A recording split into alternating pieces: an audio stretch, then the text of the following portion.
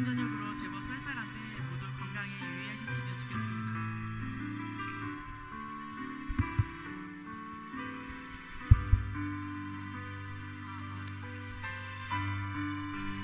한 주간 은혜의 성을 구축하는 시간을 보내셨는지요?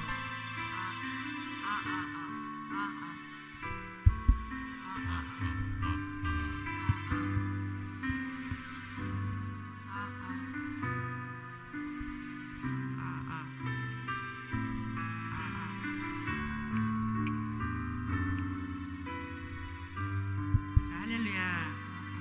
우리 매일매일의 말씀과 기도가 더해져서 은혜의 벽돌을 한 장 한 장 쌓아나가기 원합니다. 오늘도 예배와 찬양을 통해 충전과 회복의 시간을 가지셨으면 좋겠습니다. 새 찬송가 524장 갈 길을 밝게 보이시니 찬송 드리겠습니다.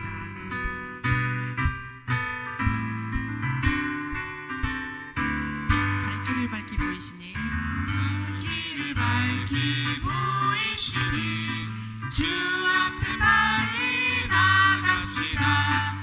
우리를 잡는 구주 예수 고도나 하시네. 죄악 벗은 우리 영혼은 기뻐뛰며 주를 보겠네. 하늘에 계신 주 예수를 영원히 섬기리. 우리를 오라 하시는 말, 우리를 오라 하시는 말 기쁘게 듣고 순종하세. 구주를 믿기 지체 말고 속속히 나가세. 죄악 벗은 우리 영혼은 기뻐뛰며 주를 보겠네. 하늘에 계신 주 예수를 영원히 섬기리. 주 오늘 여기 계시오니 주 오늘 여기 계시오니 나와서 주의 말씀 듣세. 듣기도 하며 생각하니 참 진리시로다. 죄악 벗은 우리 영혼, 죄악 벗은 우리 영혼은 기뻐뛰며 주를 보겠네. 하늘에 계신 주 예수를 영원히 섬기리. 갈 길을 밝히 보이시니 갈 길을 밝히 보이시니 주 앞에 빨리 나갑시다. 우리를 찾는 구주 예수 고도라 하시네. 죄악 벗은 우리 영혼은, 죄악 벗은 우리 영혼은 기뻐뛰며 주를 보겠네. 하늘에 계신 주 예수를 영원히 섬기리. 주 오늘 여기 계시오니 주 오늘 여기 계시오니 나와서 주의 말씀 듣세. 듣기도 하며 생각하니 참 진리시로다. 죄악 벗은 우리 영혼은, 죄악 벗은 우리 영혼은 기뻐뛰며 주를 보겠네. 하늘에 계신 주 예수를 영원히 섬기리.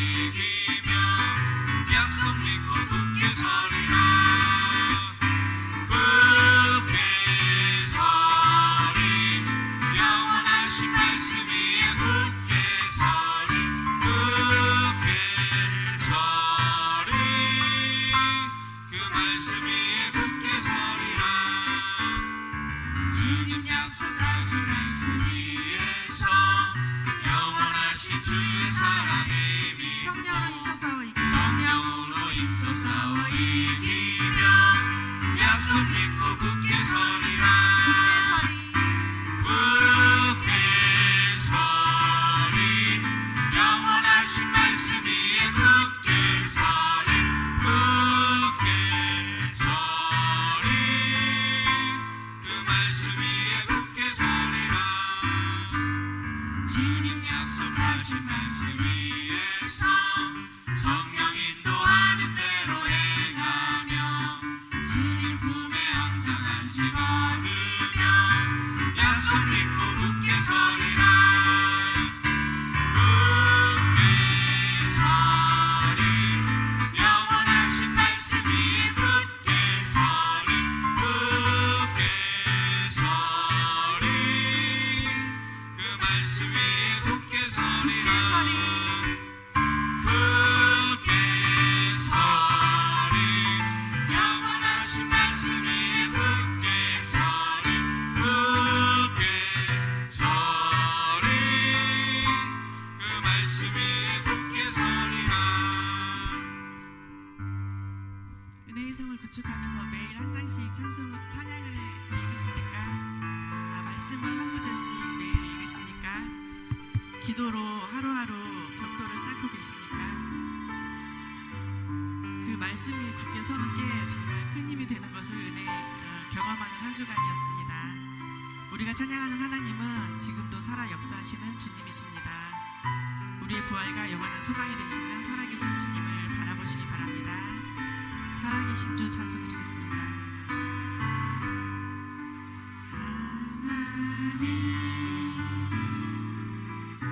독생자 예수 날 위하여 오시었네. 내 모든 죄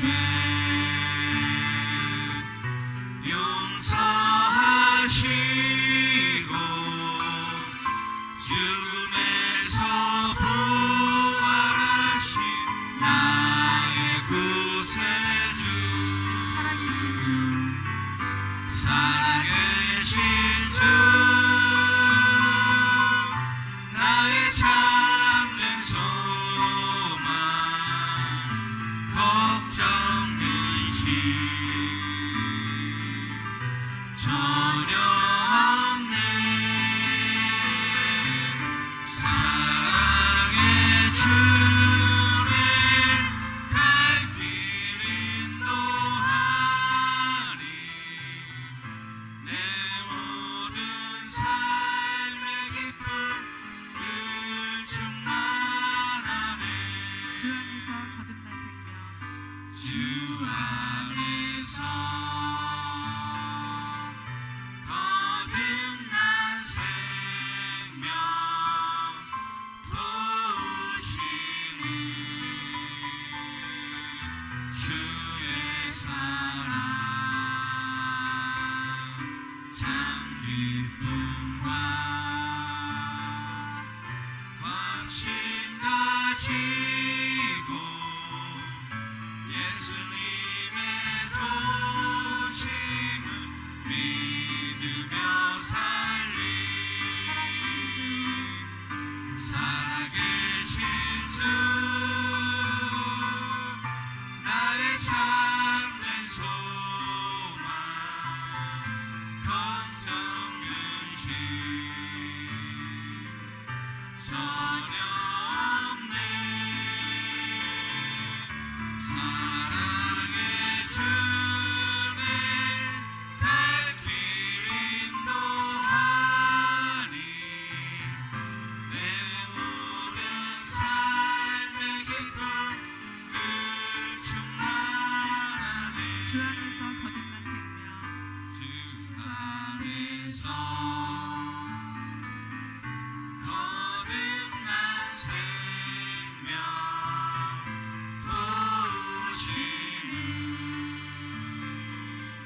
주의 사랑 참 기쁨과 확신 가지고 참 기쁨과 확신 가지고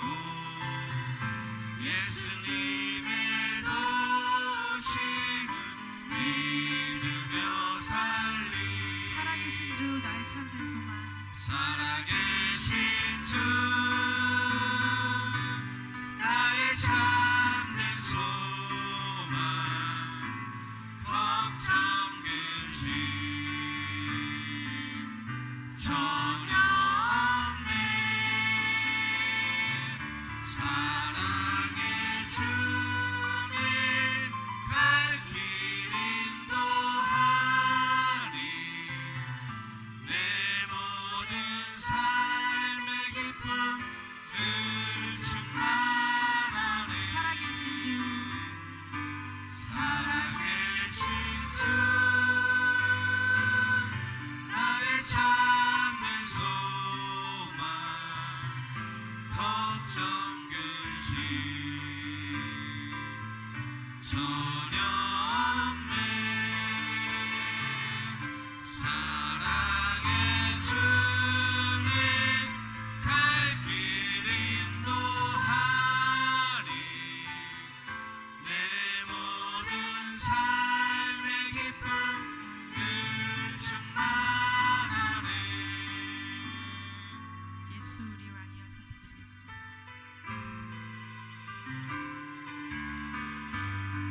예수 우리 왕이여 예수 우리 왕이여 이곳에 오셔서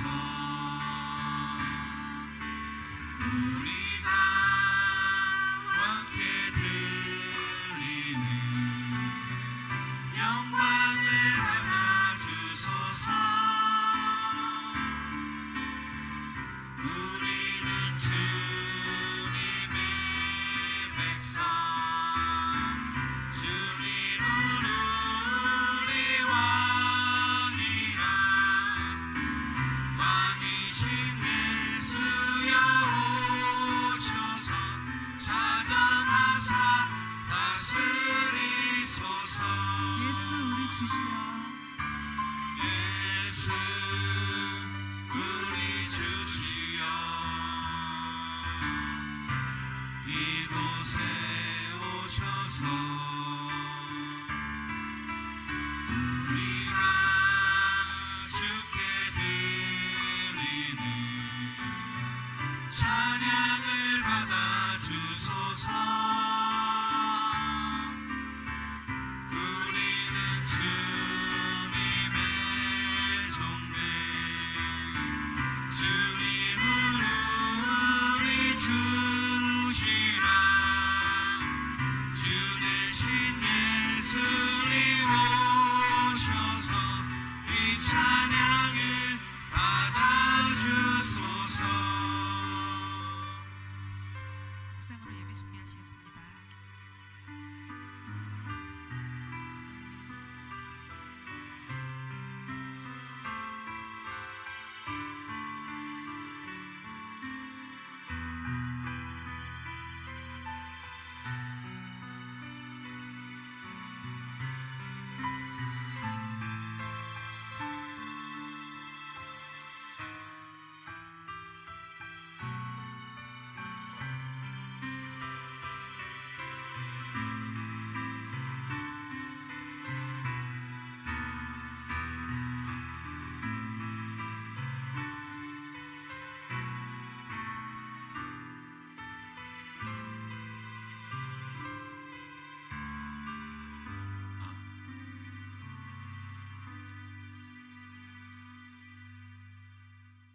감사합니다.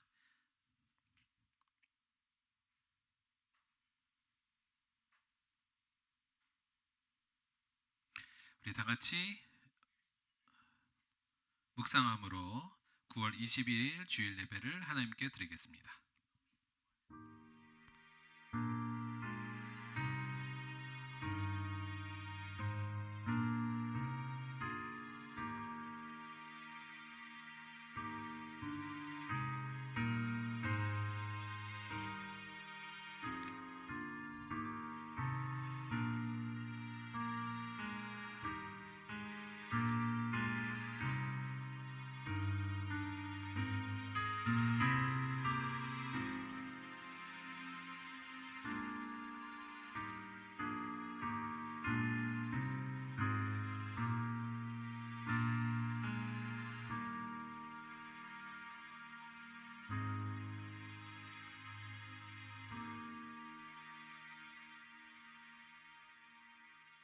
내게 의의 문들을 열지어다. 내가 그리로 들어가서 여호와께 감사하리로다. 이는 여호와의 문이라 의인들이 그리로 들어가리로다. 주께서 내게 응답하시고 나의 구원이 되셨으니 내가 주께 감사하리이다. 건축자가 버린 돌이 집 모퉁이의 머릿돌이 되었나니 이는 여호와께서 행하신 것이요 우리 눈에 기이한 바로다. 이날은 여호와께서 정하신 것이라 이날에 우리가 즐거워하고 기뻐하리로다. 아멘. 사도신경으로 신앙 고백 드리겠습니다.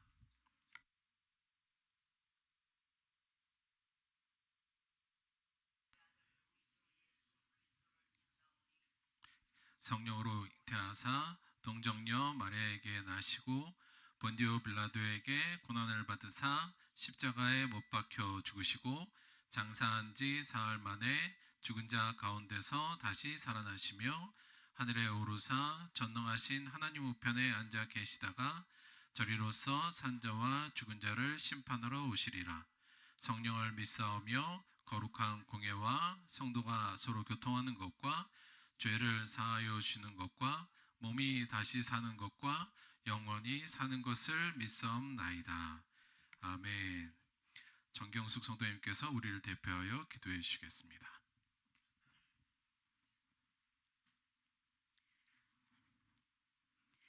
거룩하신 하나님 아버지, 우리를 한 주간도 지켜주셔서 주일 아침 거룩한 주의 전에 나와 예배하게 하심에 감사드립니다.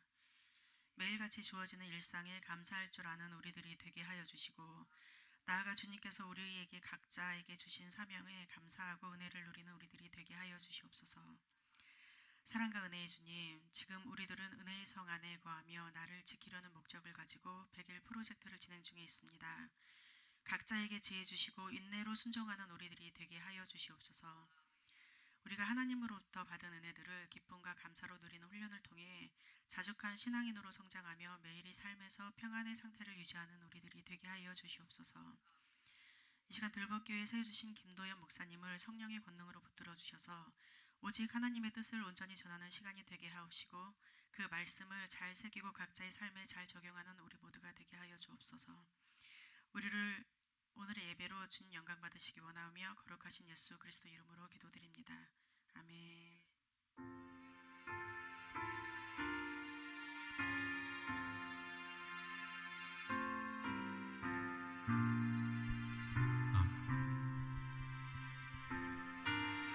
하나 둘 셋.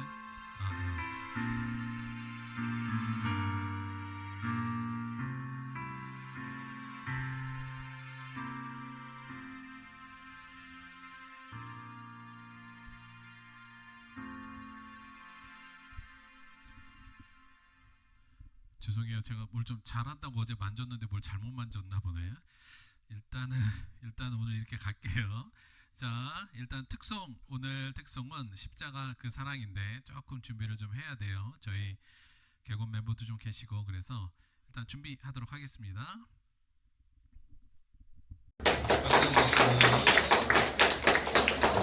십자가 그 사랑 연주 노래 함께 하도록 하겠습니다.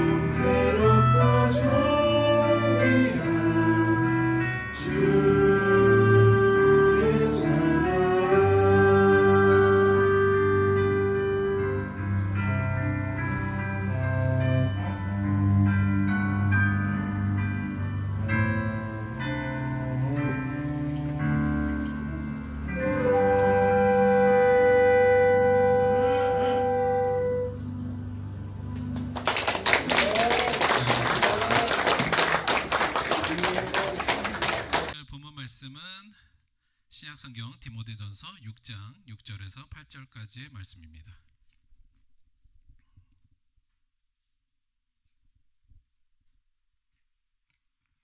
하나 둘 셋, 하나 둘 셋, 하나 둘 셋, 하나 둘 셋. 이게 좀 낫나요? 차라리 이게 나아요?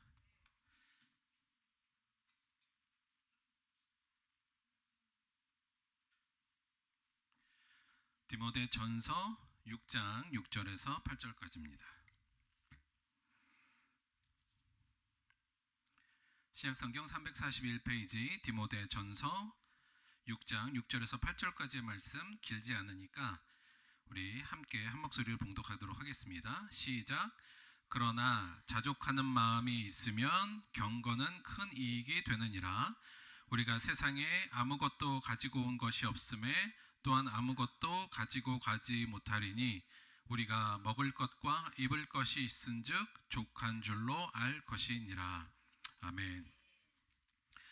오늘은 디모데전서 6장 6절에서 8절 말씀을 중심으로 해서 경건과 은혜의 성, 이런 제목으로 하나님의 말씀 함께 나누도록 하겠습니다.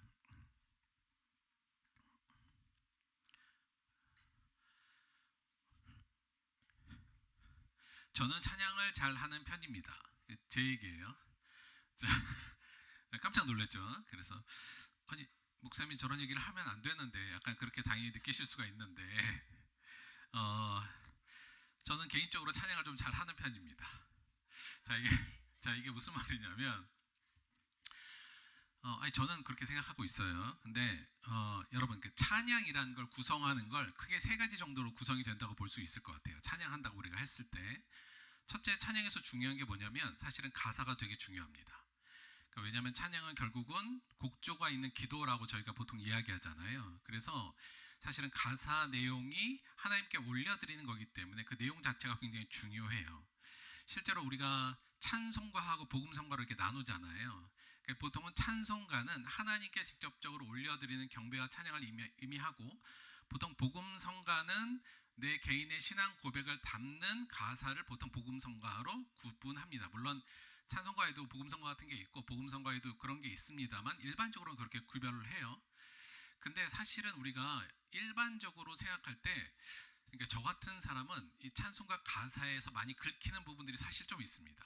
그러니까 보통은 복음성가 같은데 자기의 어떤 신앙 고백을 너무 일반화해서 조금 과장해서 하는 가사들도 꽤 많아요. 그러니까 제가 볼 때는 야, 이 가사는 좀 그런데라고 사실은 긁히는 게 저 같은 사람들은 좀 많습니다. 이게 약간 때로는 비성경적이기도 하고 때로는 너무 좀 오역하거나 뭐 그런 가사들도 사실은 좀 있거든요. 그래서 저 같은 사람 그게 좀 많이 긁히는 부분이 있는데, 따라서 사실 찬양을 할 때도 가사를 전 꽤 신중하게 보는 편이에요. 그러니까 그 가사가 무조건 그냥 내 마음에 감동이 됐다고 좋은 게 가사가 아니라 그 내용 자체가 좀 바라야 되거든요. 그래서 사실은 찬양할 때 가사는 좀 잘 살펴봐야 된다. 첫 번째. 근데 가사가 전체 찬양에서 차지하는 비중이 어느 정도 될까? 저는 한 19% 정도 된다고 봅니다. 한 19% 정도요. 그 다음에 찬양에서 차지하는 또 하나의 영역이 뭐냐면 노래죠. 그러니까 노래 플러스 연주 다 합치면 될 것 같아요. 요거 몇 프로 정도 될까요? 비중이? 대충 눈치 채시죠? 1% 정도 됩니다. 자, 이게 그러니까 이게 그래도 찬양이라는 게 노래인데 노래가 2%밖에 안 되는 건 말이 안 되는 거 아니에요? 이렇게 생각하실 수가 있어요. 근데 제가 볼 때는 1% 정도 주면 될 것 같습니다. 그러면 나머지 한 80%가 남잖아요. 80%는 뭘까요? 찬양에서 80%를 담당하는 건 노래하고 연주, 그 다음에 가사도 좋고 노래와 연주도 충분히 잘 됐지만 그럼에도 불구하고 이게 없으면 사실은 찬양의 80%가 없어지는 거와 마찬가지입니다. 뭘까요? 진정성입니다. 진정성. 사실은 제가 볼 때는 이게 하나님 관점이에요. 그러니까 하나님의 관점에서 보자면 사실 찬양에서는 진정성이 80%고요. 가사도 좀 중요한데 사실은 진정성만 있으면 가사는 또 제가 볼 때는 그렇게까지 또 중요하진 않다고 봅니다. 특히나 노래나 연주는 사실은 못해도 상관없어요. 그러니까 하나님 보실 때 노래와 연주를 보진 않고요. 가사는 좀 들으실 수도 있는데 걸리는 부분이 있을 수도 있으니까 하지만 하나님께서 제일 많이 보는 건 진정성입니다.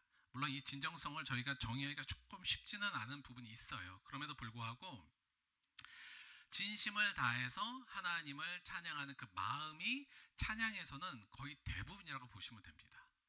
자, 그런데 우리들 관점은 뭐냐? 대부분 우리들이 찬양을 생각할 때 90%는 뭐로 생각해요? 다들 노래로 생각합니다.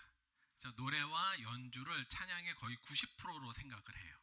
자, 여기서부터 문제가 발생하는 거죠. 그러니까 하나님 관점에서는 한 1% 정도의 관점 비중밖에 안 되는데 사실은 우리들은 이걸 거의 90%의 관점으로 바라보고 있는 거죠. 왜 그럴까를 고민해 보면 사실은 타인의 시선을 많이 의식하기 때문이라고 생각합니다. 그러니까 우리가 일반적으로 타인의 시선을 많이 의식하니까 찬양 중에서 드러나는 부분은 노래하고 연주잖아요. 그러니까 이제 그걸 우리가 이 드러나는 부분 때문에 타인에게 보이는 부분에 신경 쓰여서 사실은 노래와 연주를 찬양의 90%로 생각하지만 사실은 노래의 거의 대부분은 찬양의 대부분은 진정성에 있습니다. 그러니까 제가 노래를 못하지만 제가 나름 잘하는 편이라는 얘기는 나름 가사를 좀 선별하고 진정성에 제가 조금 훈련된 부분이 좀 있어서 저는 저 나름대로는 저 찬양 괜찮게 하는 편이에요 이렇게 말할 수 있는데 노래를 갖고 찬양을 생각하시면 제가 무슨 소리 하나 이렇게 들으셨겠죠. 이게 사실은 저는 조금 문제가 좀 많은 부분 중에 하나 우리가 생각해야 될 부분 중에 하나라고 생각합니다. 사실 그래서 우리가 보통 요 정도니까 우리가 앞에 나와서 이제 찬양하고 이런 거 할 때 그냥 우리 사람 중에서 진정성 있는 사람들이 나와서 찬양을 하잖아요. 근데 우리 교회가 한 300명 막 500명 되잖아요. 그렇게 되면 보통 교회들이 어떻게 되냐면 뭐부터 하려고 하냐, 야 우리 교회 그래도 위신이 있는데 비싸고 좋은 악기를 일단 드리려고 해요. 노래가 중요하니까. 하나님께 찬양해야 되는데 우리 정도 교회가 이 정도 하면 안 돼. 뭐 이런 거죠. 그래서 비싼 악기를 드리고 실제로 인도하는 분이나 찬양대에 프로 음악가들을 데려오기 시작합니다. 물론 프로 음악가가 안 하면 안 된다는 게 아니라 그 중에서 진정성이 없어도 음악을 잘하면 데려오는 경우가 꽤 많아요. 그러니까 실제로 그거는 찬양에 대한 오해를 하고 있는 거라고 볼 수 있죠.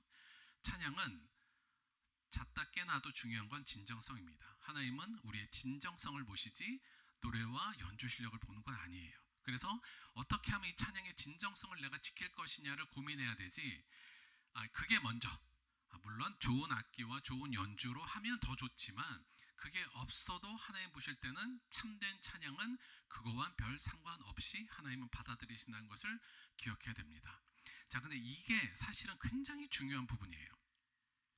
예수님께서 이 땅에 오셔서 많은 사람들을 가르치시면서 했던 여러 가지 가르침에 제가 볼 때는 핵심이 이겁니다. 뭐냐면 바보야 하나님은 진정성을 보시는 분이야 이거예요. 그러니까 이게 예수님께서 당시의 유대인들에게 당시의 바리새인이나 서기관이나 당시의 종교인들에게 끊임없이 강조한 겁니다. 바보야 하나님을 원하는 건 진정성이라니까 하나님은 그걸 보는 분이야 이걸 얘기한 거예요. 사실 그래서 우리가 보세요. 예수님께서 기도에 대한 가르침을 하실 때 우리가 잘 아는 부분입니다. 또 너희는 기도할 때 외식하는 자와 같이 하지 말라. 그들은 사람에게 보이려고 회당과 큰 거리 여기에 서서 기도하기를 좋아하느니라. 너는 기도할 때 내 골방에 들어가서 문을 닫고 은밀한 중에 계신 내 아버지께 기도하라. 은밀한 중에 보신 내 아버지께서 갚으시리라. 많은 사람들이 기도라는 하나님께 드리는 것을 할 때 사람들이 정말 진정성이 없이 타인들에게 저 사람 기도 잘하는 사람이야, 기도 열심히 한 사람이라고 보이기 위해서 사람들이 그걸 드러내기 위해서 기도를 한다는 거예요. 예수님께서 뭐라 그러셨어요? 야, 기도가 중요한 건 진정성이야. 그런 거 중요하지 않아. 얼마나 기도를 수려하고 화려하게 하느냐, 얼마나 길게 하고 오래 하느냐, 얼마나 금식을 많이 했냐, 그거 중요한 거 아니고 중요한 거 진정성이다. 이거 얘기하셨잖아요. 여러분, 헌금도 마찬가지입니다. 헌금을 내가 많이 한다고 좋은 건가요? 보이는 건 우리가 헌금을 많이 하고 자주 하고 이런 걸 우리가 관심 갖지만 예수님은 그걸 관심 갖지 않으셨어요. 우리가 잘 아는 과부의 헌금 잘 아시죠? 이 가난한 과부는 헌금함에 넣는 모든 사람보다 많이 넣었도다. 그들은 다 풍족한 중에 넣었거니와 이 과부는 그 가난한 중에서 자기의 모든 소유고 생활비 전부를 넣었느니라 라고 하시면서 예수님께서는 당시의 관행들, 헌금이라는 굉장히 경건하고 하나님께 드리는 행위이지만 사람들이 그걸로 자기를 자랑하는 도구로 삼는단 말이에요. 그거 중요한 거 아니야? 진정성이 중요해. 이걸 얘기하신 거고요. 사실 예배도 마찬가지입니다. 우리가 예배를 얼마나 자주 드리고 얼마나 열정적으로 드리며 얼마나 내 감정에서 충실해서 드렸냐, 그런 거 그렇게 중요하지 않아요. 예수님께서 뭐라 그랬냐면 너희는 가서 내가 긍휼을 원하고 제사를 원하지 아니하노라 하신 뜻이 무엇인지 배우라고 말씀하시면서 제자보다는 하나님 뜻에 부합하는 순종의 행위, 그게 사실은 진정성이거든요. 그게 더 중요하다고 말씀하셨고, 우리가 잘 알다시피 하나님은 영이시니 예배하는 자가 신령과 진정으로 예배함이 마땅하니라. 이 성전이 좋으냐, 저 성전에서 예배를 드려야 되냐, 어디가 더 하나님이 좋아하시는 거야, 그거 중요한 거 아니야. 야, 성전이 무슨 의미가 있어?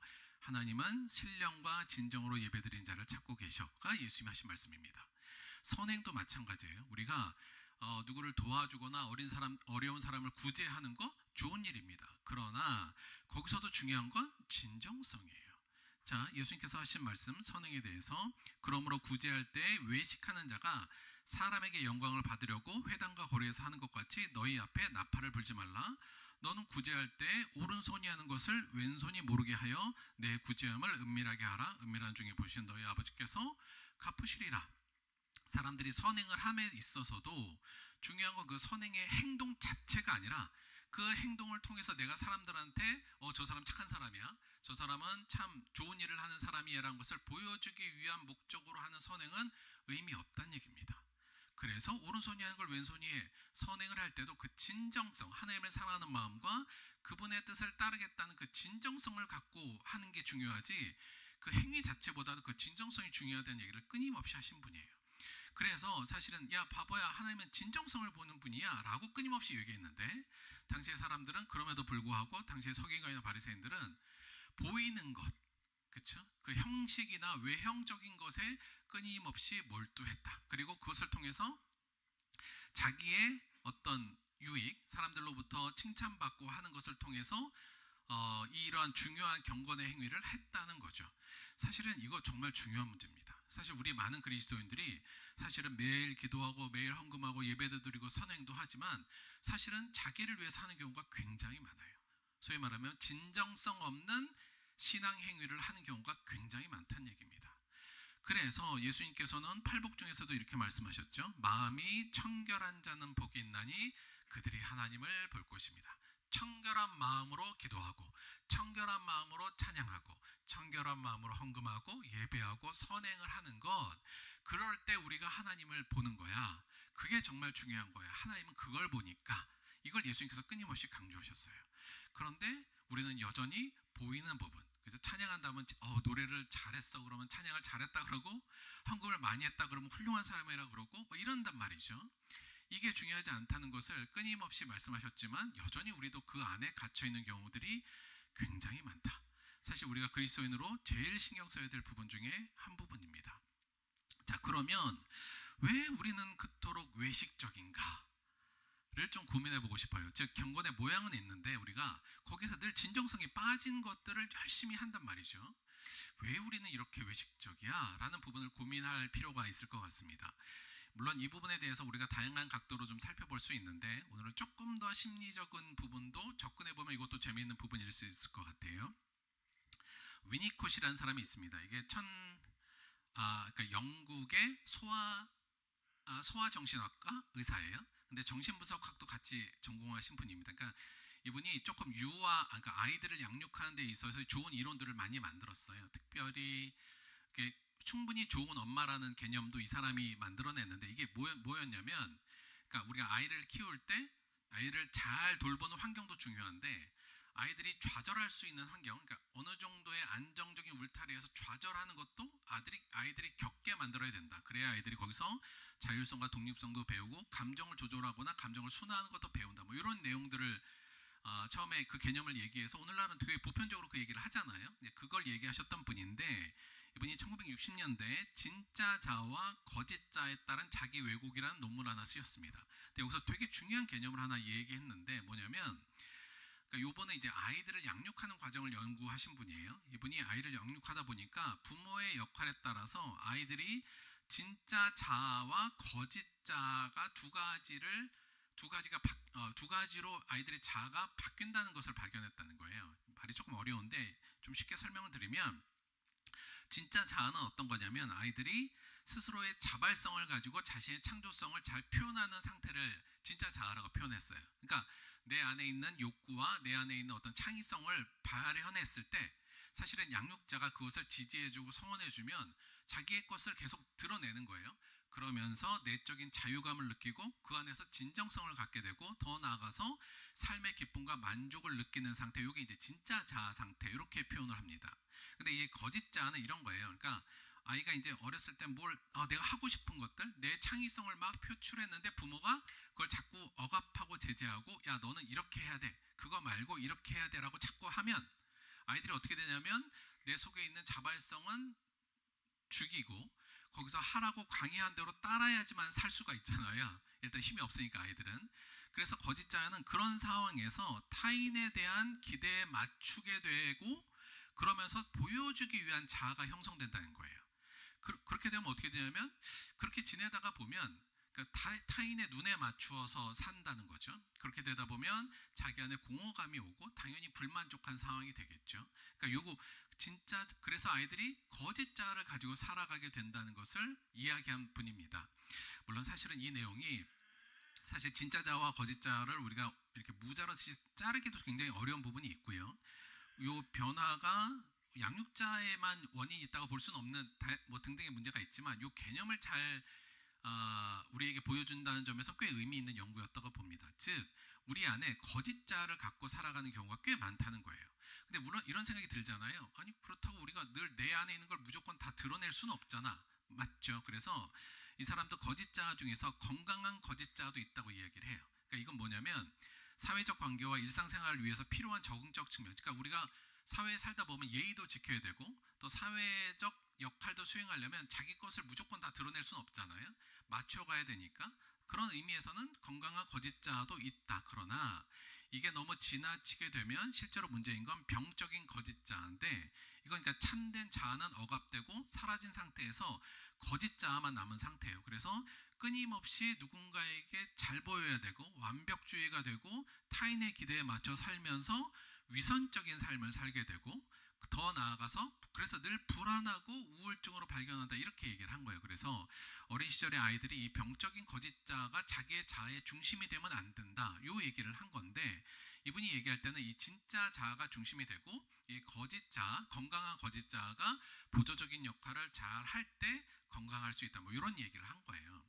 저는 꽤 의미 있는 이야기라고 생각이 듭니다. 왜 우리가 이렇게 사람들의 눈치를 늘 보고 다른 사람들의 기대에 맞춰서 살라 그러고 사람들한테만 그렇게 의식하는가는, 이런 과정도 있을 것 같고요. 이런 과정의 의미에서도 탐색할 수 있을 것 같고, 또 우리나라는 특히나 이 동양 문화가 요게 좀 있죠. 그리고 어떤 체면 문화, 이렇게 남들에게 보여지는 거에 대해서 굉장히 중요시하는 동양적인 문화, 더 나아가서는 오늘날에 굉장히 너무 경쟁적인 이 사회, 이게 모두 맞물려서 오늘날 우리가 대부분 이 병적 거짓 자아를 중심으로 삼고 살아가고 있는 게 아닌가, 그 원인도 생각해 볼 필요가 있다는 생각이 듭니다. 그렇게 되면 어떻게 되냐면 이걸 신앙적으로 옮겨왔을 때도 마찬가지예요. 사람들한테 내가 어떻게 보일까, 그것을 교회 안에서 내가 사람들한테 잘 보이게 하기 위해서 기도든 예배든 이런 것들도 진정성이 사라지고 그 잘 보이기 위한 행동만을 하게 되는 문제가 발생할 수 있겠죠. 사실은 그래서 이 진짜 자아는 그럼 어떤 것인가를 우리가 한마디로 얘기하자면, 저는 자기 내적인 만족감, 그야말로 자족이 있는 상태가 진짜 자아의 핵심이라고 봅니다. 그러니까 우리가 왜 이렇게 외식을 많이 하지? 왜 이렇게 사람들 눈에 기대에 맞추고 그대로 살려고 하고 그러면서 내 마음에는 없는 것들을 잘 포장해서 외식적인 모습을 많이 가져가는가? 궁극적으로 보자면 내 안에 자기 만족감이 없어서 그래요. 내 안에 자족함이 없으니 타인으로부터 오는 어떤 그 기대감과 타인의 칭찬에 목말라 있는 상태에서 그 상태를 생각하다 보니까 자연스럽게 외식하는 모습으로, 위선적인 모습으로 변해가는 것도 있다고 볼 수 있는 거죠. 제가 이 관점을 조금 더 중요하게 생각하는 것은 오늘 본문 말씀이 하는 부분 때문에 그렇습니다. 자, 오늘 말씀 보면 사도 바울은 이렇게 얘기하죠. 디모데전서 6장 6절이에요. 그러나 자족하는 마음이 있으면 경건은 큰 이익이 되느니라. 다시 말씀드리면 경건은 자족하는 마음이 있을 때 우리에게 실질적으로 도움이 되고 우리를 유익하게 만든다는 겁니다. 자, 그런데 경건을 위해서 살아가는 사람들이 자족하는 마음이 만약에 없다면 어떻게 될까요? 자, 이 부분에 대해서 그 윗부분이 사실은 좀 설명을 하는데, 윗절 이렇게 돼요. 5절 보시면 경건을 이익의 방도로 생각하는 자들이 있다 이렇게 얘기를 합니다. 즉 우리가 경건한 행동들, 하나님을 향하여서 하는 여러 가지 행동들이 다 경건한 행동들인데 그 행동들을 경건은 하지만 그것을 자신의 이익의 수단으로 생각하는 자들도 있다는 얘기를 하는 거예요. 자, 이게 오늘날 우리도 많이 겪고 있는 거지만 당시에도 이런 사람들이 있었던 거죠. 쉽게 말하면 기도하고 예배하고 찬양하고 이런 것을 열심히 하지만 근본적으로 그것을 하나님을 향한 진정성을 갖고 하는 것이 아니라 자신의 유익을 위해서 하는 사람들이 많다 이렇게 얘기하고 있는 겁니다. 자, 이런 사람들을 통해서 교회에 어떤 문제가 생기냐고 얘기를 하냐면 투기와 분쟁과 비방과 악함과 다툼이 일어난다고 얘기를 해요. 그러니까 우리가 교회 안에서 또 이런 일이 많잖아요. 서로 미워하고 투기하고 그렇게 열심히 예배드리고 찬양하고 늘 기도하는데도 일어나는 이유 중에 하나가 경건을 이익의 방도로 생각하기 때문이라고도 볼 수 있습니다. 반대로 얘기하면 뭐가 없는 상태에서 경건을 하고 있는 거예요? 자족하는 마음이 없는 상태에서. 사도 바울은 이런 사람들을 또 어떻게 표현했냐면 그들은 다른 교훈을 하는 사람들이고 그들은 교만하여서 아무것도 알지 못하면서 자기가 마치 모든 것을 알고 있는 양 변론하고 언쟁을 좋아하는 자며 그들은 마음이 부패한 자라고 얘기하고 있고 진리를 잃어버렸다 이렇게 얘기하면서 진짜 경건의 행위가 중요하지만 그 행위보다 더 중요한 것은 자족하는 마음이 있어야 돼 이렇게 지금 이야기하고 있는 겁니다. 한 줄로 요약하자면 경건은 자족하는 마음이 있는 자에게는 유익이 되지만 자족이 없는 자에게는 이익의 수단으로 전락하여 오히려 악의 도구가 된다는 거죠. 굉장히 무서운 얘기입니다. 사실은 그래서 이게 제일 많이 적용되는 게 사실은 목사죠. 목사가 자족함이 없으면 목회 자체가 자기의 이익을 위한 수단이 되어서 수많은 투교와 분쟁과 비방과 교만을 낳는 악의 수단이 됩니다. 이게 목사뿐만 아니라 모든 그리스도인들도 사실 마찬가지라는 거죠. 제가 볼 때는 그래서 수많은 우리 지금의 현실에서의 수많은 교회 문제 중에 저는 목사님들이 자족하는 마음이 없어서 벌어진 문제가 굉장히 많다고 생각하고 있습니다. 그래서 저는 웬만하면 자족하려고 하고 있죠. 그러니까 내가 지금 충분히 행복해야 돼요. 내 상황을 충분히 하나님의 은혜 안에서 행복하고 기쁘게 생각해야 되는데 늘 뭐가 부족하다고 생각하면 자기가 갖고 있는 경건의 도구를 통해서 혹은 성도를 통해서 그 부족함을 막 채우려고 노력하다 보면 거기에서 교만이 나오고 투쟁과 분쟁과 비방이 나오는 경우들을 많이 봅니다. 정말 중요한 건 그래서 자족하는 마음을 갖는 거 매우 중요합니다. 조금 더 설명을 드리자면 이런 거예요. 경건은 여러분 되게 중요한 겁니다. 경건은 우리가 뭐 기도, 헌금, 예배 이거 다 경건의 행동이기도 하고요. 근데 그것만 국한된 게 아니라 우리가 하나님의 뜻에 따라서 살아가는 것, 모든 하나님의 뜻에 맞춰서 하는 모든 행동이 다 경건인데 디모데전서 4장에서 이 경건을 뭐라고 얘기했냐면 육체의 연단은 약간의 유익이 있으나 경건의 연단은 범사에 유익하니 금생과 내생에 약속이 있느니라. 우리가 경건을 잘 연단해서 그 경건이 잘 우리 안에 발현되면 그것은 곧 이 생에서의 약속도 우리에게 보장하고 다음 생에서의 약속도 그 경건을 통해서 우리에게 온다는 얘기예요. 조금 더 쉽게 말하면 그 경건을 통해서 우리가 하늘나라의 주인공이 되기도 하고요. 이 땅에서 하나님의 인도하심과 하나님의 은혜의 주인공이 될 수 있다는 거죠. 그 경건을 제대로 해야 된다. 그래서 경건을 연단해야 된다는 이야기입니다.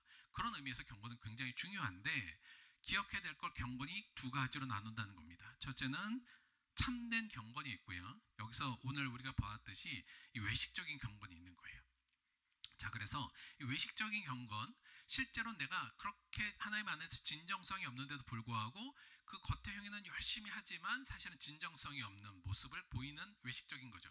왜 그러냐? 왜 우리가 이런 외식적인 경건을 일상생활처럼 하고 있느냐? 그 근원은 이렇게 보면 되죠. 경건의 모양만을 통해서 타인에게 인정받고 타인에게 자랑하며 사람들을 오히려 그것으로 지배하고 싶은 마음에서부터 이러는 외식적인 경건이 온다고 볼 수 있습니다. 즉 타인에게 인정받고 자랑하고 싶은 마음이죠. 그럼 이건 어디에서 올까요? 이 마음은 이것은 자기에 대한 내적 만족함이 없기 때문에 외부적 만족을 갖자하고 집착하는 상태에서 온다고 볼 수 있습니다. 그러니까 결론적으로 외식적인 경건을 우리가 왜 이렇게 하느냐? 우리 안에 자족하는 마음이 없어요. 이미 내가 가지고 있는 은혜 안에 만족하고 행복하다는 느낌이 없으니까 끊임없이 우리가 그것을 찾다 보면 외식적 경건으로 빠진다는 거죠.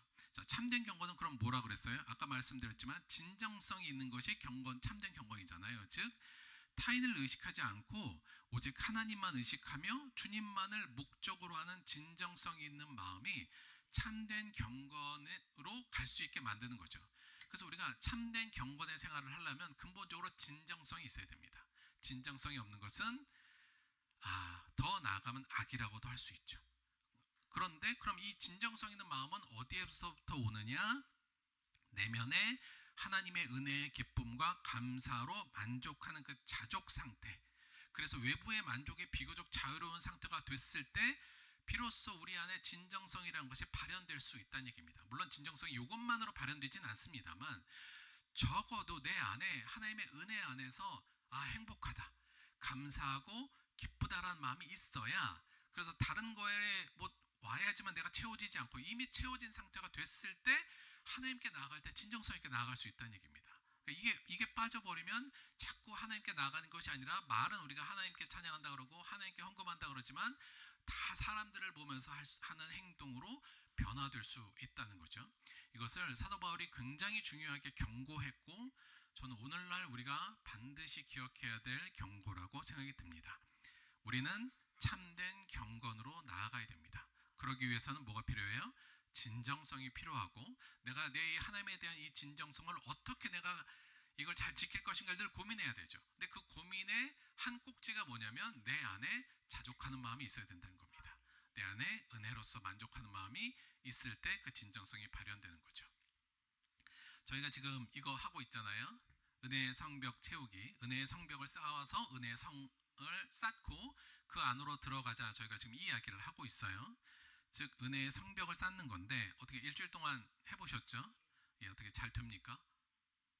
이게 잘 되다가도 좀 안 되기도 하고 좀 어려우신 부분도 분명히 있을 거예요. 근데 이제 첫 술에 배 안 부르니까 이제 더 하면서 기술이 좀 늘어날 텐데, 결국 이걸 우리가 하자는 근본적인 목적은 뭐냐면 자족하는 마음 상태가 되자는 겁니다. 그렇죠? 이거를 통해서 우리 안에 자족하는 마음, 내 안에 하나님의 은혜가 충만한 상태, 그 안에 생수의 강이 흘러넘쳐서 그냥 오늘 외부의 환경이나 다른 사람들의 평가와 상관없이 하나님과 내가 독대하고 있는 상태에서 내가 만족할 수 있는 상태, 기뻐할 수 있는 상태는 이 자족하는 마음 상태를 만들자는 게 지금 저희가 하고 있는 거예요. 그러니까 이 관점을 생각하시면서 이 훈련을 계속 하셔야 돼요. 자, 우리가 왜 자족하는 마음을 가지려고 그래요? 이 자족하는 마음이 저는 우리에게 독립심을 심어준다고 봅니다. 이 독립심, 즉 사람이나 외적인 환경을 의지하지 않고 하나님만 바라보고 설 수 있는 힘이요. 이 독립심을 키워야 돼요. 이게 저는 이게 그리스도인으로서 가장 강함의 중심이 된다고 볼 수 있습니다. 그러니까 다른 사람의 눈치나 내 환경과 상관없이 하나님이 이미 나에게 주신 은혜 안으로 내가 충분히 만족할 수 있는 상태. 그래서 굳이 다른 사람의 물론 도움이 있고 좋은 환경이 있으면 더 좋으나 그것이 없다 할지라도 내 스스로 쓸 수 있는 능력, 그 독립심이 키워지게 되고요. 그 독립심이 바탕이 되어서 사실은 신앙적 진정성이 발현될 수 있다고 봅니다. 그러니까 이게 있어야 신앙적 신앙 진정성을 우리가 어떻게든 만들어 볼 수 있어요. 근데 이게 없으면, 이 독립심이 없으면 진정성으로 나아가기가 굉장히 어렵다. 그래서 진정성으로 나아가고요. 이 진정성이 결국 우리를 참된 경건으로 이끌 것이고요. 이 참된 경건은 우리에게 금생과 내생의 약속을 실현시켜주는 아주 중요한 내용이 될 겁니다. 따라서 결론적으로 우리가 이걸 왜 만들어요? 근본적으로는 금생과 내생의 약속, 하나님의 이 풍부한 은혜의 약속이 우리에게 정말 이 땅에서도 하늘나라에서도 여러분의 것이 되게 하기를 간절히 바라는 마음이고요. 그러기 위해서 우리가 참된 경건으로 나아가야 되고, 그러기 위해서는 진정성을 확보해야 되고, 진정성을 확보하기 위해서 자족하는 마음, 은혜의 성을 만들자고 지금 강조하고 있는 겁니다.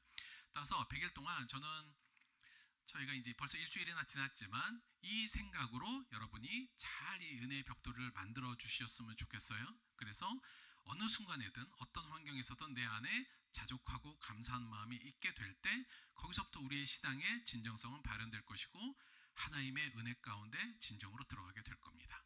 꼭 그걸 해내시겠으면 좋겠고요. 자, 잘 되셨는지 안 되셨는지 모르겠는데, 자, 은혜의 성을 구축하는 기술 하나 이쯤에서 하나 말씀드리려고 해요. 그러니까 지금 뭐 잘 하고 계시리라 봅니다만 잘 안 되신 분은 이 기술 한번 써보시면 은혜의 성을 쌓았는데 분명히 도움이 될 겁니다. 이 기술은 사실 오늘 본문 6장 7절의 말씀을 통해서 만든 건데요. 7절의 말씀이 이거예요. 우리가 세상에 아무것도 가지고 온 것이 없음에 또한 아무것도 가지고 가지 못하리라. 이게 7절 말씀이지 않습니까? 그러니까 뭐 하라고요? 지금 내가 입을 것과 먹을 것이 있으면 만족한 것으로 생각해라. 이 얘기를 지금 사도 바울이 하고 있습니다. 자, 그런데 오늘 이 사도 바울이 이 얘기 보세요. 우리가 세상에 아무것도 가지고 온 것이 없음에 아무것도 가지고 가지 못한다. 이 얘기를 하죠. 자, 이 얘기에 어떤 기술이 있는 거냐면 일단 오늘이요. 이건 오늘을 과거와 미래의 관점에서 조망하는 기술이라고 제가 이름을 붙였어요. 그러니까 이 기술은 뭐냐면 오늘 현재를 과거와 미래의 관점에서 조망할 수 있는 능력 혹은 기술이 바로 이 기술인데 지금 사도 바울이 이 기술을 이야기하고 있는 겁니다. 예를 들면 이런 거예요. 자, 오늘이에요. 오늘. 자, 오늘을 지금 사도 바울이 이 7절에 의하면 오늘을 어디에 가서 지금 본 거예요? 우리가 세상에 아무것도 가지고 온 것이 없다. 즉 우리가 출생했던 그날에서 오늘을 보란 얘기예요. 그렇죠? 그러니까 출생했던 그 시점에서 오늘을 봐봐 이렇게 된 거예요. 자, 그 시점에서 보면 우리 유행가에도 가사 있는 것 같죠. 맨몸으로 와서 옷 한 벌은 건졌잖소. 같은 비슷한 개념이에요. 아무것도 가진 거 없지 않았느냐. 근데 지금 이만큼 가지고 있는 거 그것이 다 네 것이 아니고 하나님의 은혜이며 많은 사람들의 도움으로 가져온 거잖아. 아무것도 가진 거 없는 과거로서부터 지금을 보면 지금 네가 가진 건 되게 큰 은혜인 거야. 이걸 지금 내가 가진 거의 의미를 잘 볼 수 있게 만들어줘요. 또 하나는 아무것도 가지고 가지 못하리라죠. 이거는 어느 시점으로 가란 얘기예요? 죽기 직전의 시점으로 가란 얘기입니다. 그리고 오늘을 바라보란 얘기예요. 자, 그러면 어떤 느낌이 드는 거냐면 그러니까 이제 내가 죽기 직전인데 그때 오늘을 바라보면 지금 내가 갖고 있는 건 뭐예요? 이것도 은혜예요. 좀 있으면 다 없어질 것들이잖아요.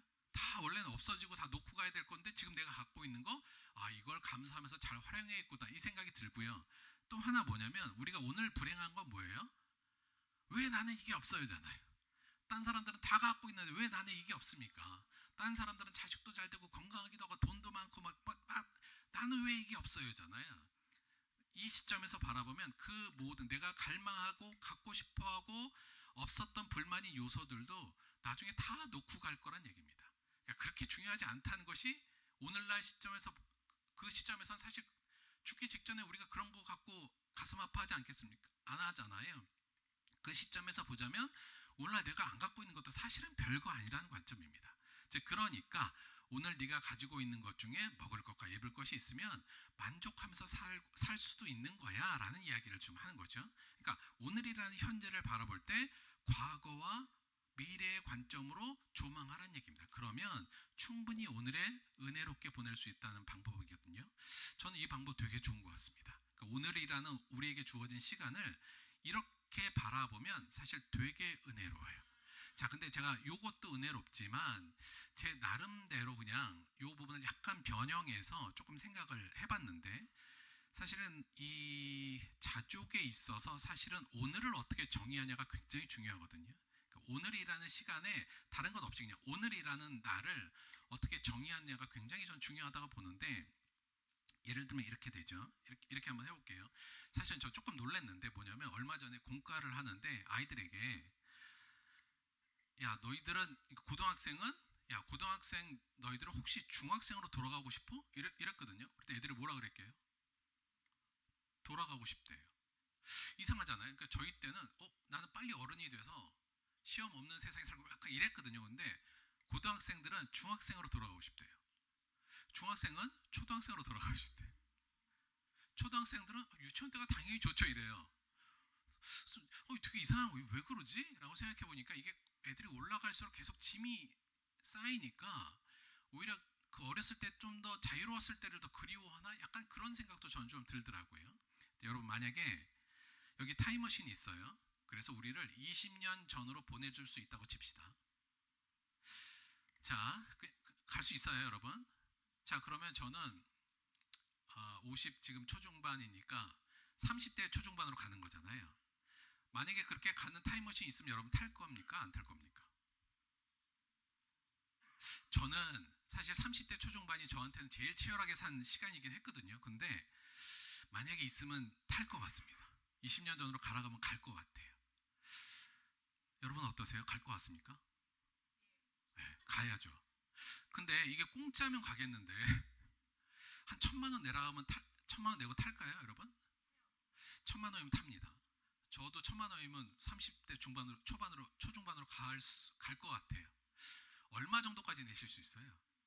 20년 전으로 돌아가는 거. 5천만 원까지? 5천만 원까지. 하긴 따지고 보면 뭐 한 20년 더 살면 5천 원 더 벌 테니까 5천 이상 뭐 그렇게 따질 수도 있고 내가 5천만 원 정도 내고 내가 20년 전으로 돌아가고 싶다. 이게 가능할 수도 있을 것 같아요. 물론 사람에 따라 우리 아이들은 아예 없구나. 그러니까 그럴 수도 있지만 저는 돌아가라면 저도 한 5천 정도는 내고 30대 초중반으로 돌아가고 싶은 마음이 들 것 같아요. 자, 근데 이걸 약간만 바꿔서 자 20년 후로 일단 가봅시다. 그러면 2045년 9월 21일이죠. 그럼 저는 73세 되겠네요. 그렇죠? 73세에 2045년 9월 21일의 김도현은 2025년 9월 21일로 돌아가고 싶을까요? 전 돌아가고 싶을까요? 그때? 73세인 저는 53세로 돌아가고 싶을까요? 돌아가고 싶을 것 같아요. 얼마 정도 내면 돌아갈까요? 그때는 아마 거의 전 재산을 주고라도 돌아가고 싶을 것 같습니다. 맞습니까? 네. 사실은 저는 돌아갈 거 1억도 내고 돌아갈 것 같습니다. 그럼 무슨 말이냐면 오늘은 무슨 날이에요? 20년 후의 미래의 내가 간절히 돌아가고 싶은 날이 오늘이에요. 맞죠? 그러면 오늘은 1억짜리 정도 되는 거죠. 네, 오늘은 1억짜리 날 정도 되는 겁니다. 오늘은 20년 후에 내가 그토록 돌아가고 싶어 했던 찬란한 시간입니다. 약간 우리의 시계를 조금 더 미래 쪽으로 보면 저는 이게 단순히 내가 젊어진다는 개념을 말씀드린 게 아니고요. 물론 그것도 있죠. 내가 70세인데 내가 50세로 돌아가고 싶어. 너무 그런 마음이 들잖아요. 그 젊어진다는 것도 있지만 75세 제가 73세가 됐을 때 이 자리에 이 멤버들과 함께 예배드릴 수는 없을 거잖아요. 많이 없을 수도 있겠죠. 그렇죠? 뭐 제가 없을 수도 있고 다른 분들은 없을 수도 있겠죠. 그렇다면 지금 내가 사랑하는 소중한 사람들과 함께 예배드릴 수 있는 이 시점을 굉장히 그리워할 수 있을 것 같습니다. 20년 후의 나로 상정한다면 오늘은 정말 그립고 돌아가고 싶고 찬란한 시간으로 기억될 수 있는 중요한 날일 겁니다. 그 마음으로 오늘을 살아가면 충분히 기쁘고 감사하고 충분히 오늘 하루를 풀로 살려고 노력할 것 같아요. 최선을 다해서 살려고 노력할 것 같습니다. 즉 오늘에 대한 이 기억을 여러분이 가지시고 자족을 계속 연습해 주시기 바랍니다. 그 자족, 그래서 오늘 하루를 내가 다른 거 아무것도 없을지라도 오늘이라는 하루가 나에게 주어진 이 시점에 대해서 기뻐하고 감사할 수 있으면 이걸 바탕으로 나에게 충분히 하나님이 주신 은혜들을 쌓고 쌓아서 충분히 우리 안에 오늘이 감사하다면 그 안에서 우리 안에 진정성, 하나님께 나갈 진정성의 힘이 나올 겁니다. 그리고 그 진정성으로 하나님 안에 참된 경건의 삶으로 분명히 나아갈 수 있을 거라고 봐요. 우리 사랑하는 성도 여러분, 오늘 우리가 이렇게 다 지금 2만 분들이 모여서 예배드리고 있잖아요. 저한테는 너무 감격스럽고 기쁜 일이며 사실은 저의 은혜의 벽돌은 사실 여러분 한 사람 한 사람이잖아요. 이게 저한테 은혜의 벽돌이에요. 이 멤버를 가지고 함께 예배드릴 수 있는 이 시간을 진정으로 기뻐하고 감사하고 있습니다. 같은 마음으로 오늘 우리가 함께하는 이 예배를 기뻐하고 감사하고 오늘을 기뻐하고 감사하고 그래서 내 안에 기쁨과 감사가 충만하고 그 힘을 바탕으로 하나님에게 진정성 있게 나아갑시다. 그럴 때 우리는 하나님이 주시는 큰 은혜들의 주인공이 될 수 있고 금생과 내세의 약속을 받는 하나님의 백성이 되어 있을 겁니다. 이를 위해서 달려가게 되는 저 여러분이 되기를 주님의 이름으로 축원드립니다. 우리 말씀 생각하시면서 우리 잠시 기도하도록 하겠습니다.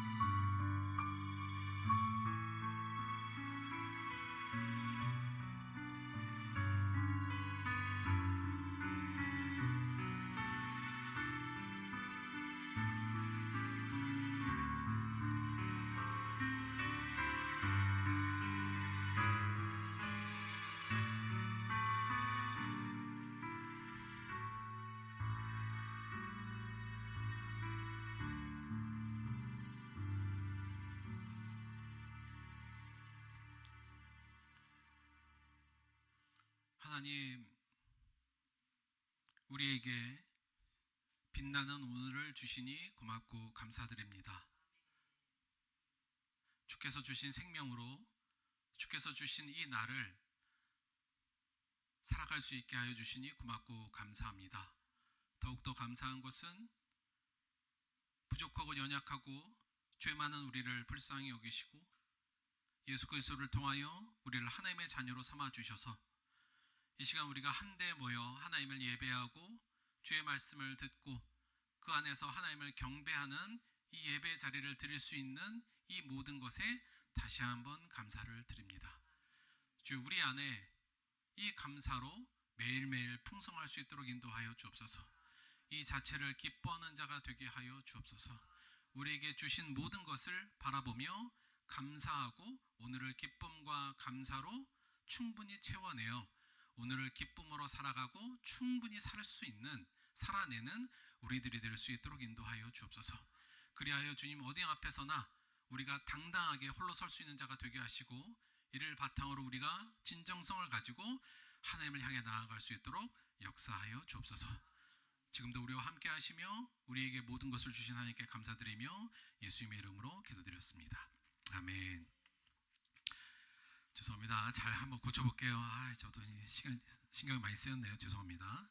자, 요거 일주일 동안 잘 마무리하셨어요?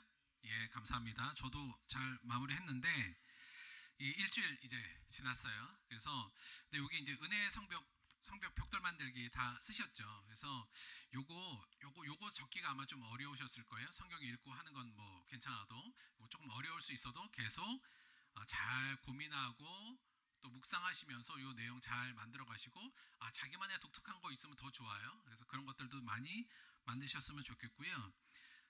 오늘은 요 예배 열심히 잘 들었으면 여기 체크하시면 되고, 보니까 여기 개인 도장을 찍으신 분들도 있고 체크로 저는 이렇게 체크만 했는데 스티커 붙이신 분도 계시고, 예, 자기 뭐 뜻대로 그렇게 하시면 됩니다. 근데 제가 요거 그냥 100일 후에 검사할게요 이러면 여러분 열심히 안 할 것 같아서 일주일마다 검사를 좀 했으면 좋겠는데, 애들은 제가 할 건데요. 어른들은 제가 다 검사를 좀 그래서 여간 저희 뒤에 저희 교회 도장이 있거든요. 그래서 내가 다 했으면 일주일을 다 했으면 그 맨 밑에 주일 거에 제가 여기 우리 교회 도장을 찍었어요. 그러니까 내가 다 했다 그러면 여러분이 알아서 그냥 도장을 찍으시라.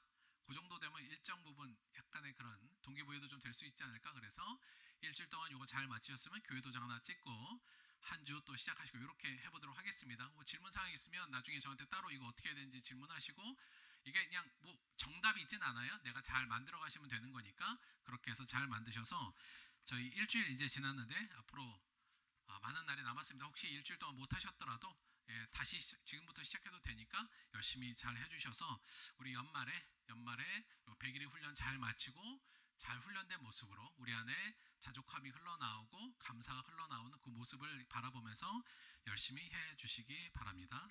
헌금을 위해서 기도하고 주기도문으로 예배 마치도록 하겠습니다.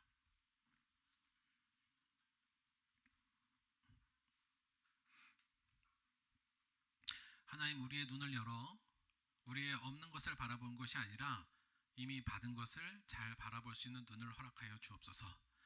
특히 오늘을 잘 조망할 수 있는 지혜를 주셔서 오늘 눈 뜨고 살아갈 수 있는 귀한 날을 주심에 기뻐하고 감사할 수 있는 자가 되게 하여 주옵소서.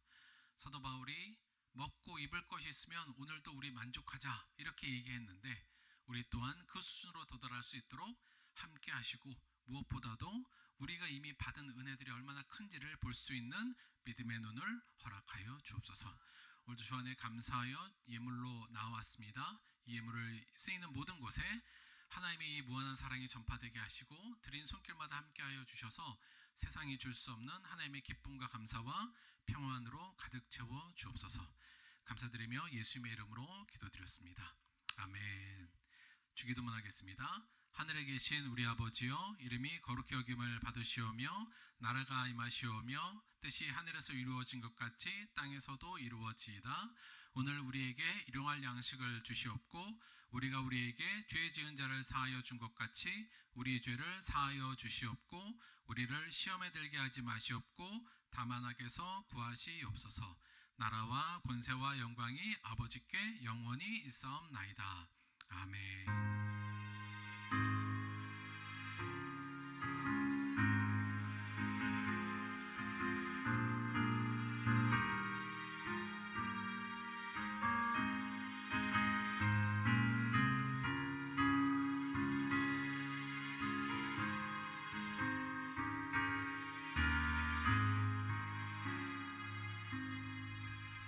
수고하셨습니다. 하나님께 감사의 박수 드리겠습니다.